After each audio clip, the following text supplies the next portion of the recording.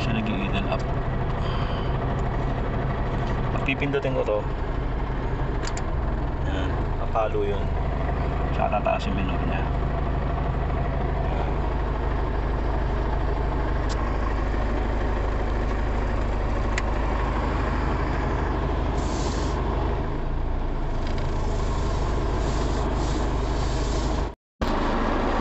Okay na po yung middle niya. So pag na-reach niya yung temperature, automatic na po siyang mamamatay. Ito yung pula. Bababa yan eh. Temperature safe mababa, malamig siya.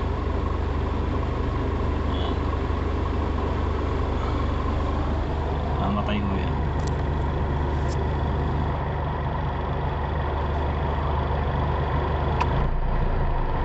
Namatay siya. Namatay siya. Tataas naman ngayon ulit yan. Automatic siya. Yan, antayin yan minute yung temperature. Tataas yan. Yan.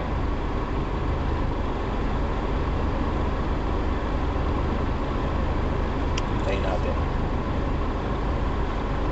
Voltahe niya stable naman. Pero siya sa may 700 RPM.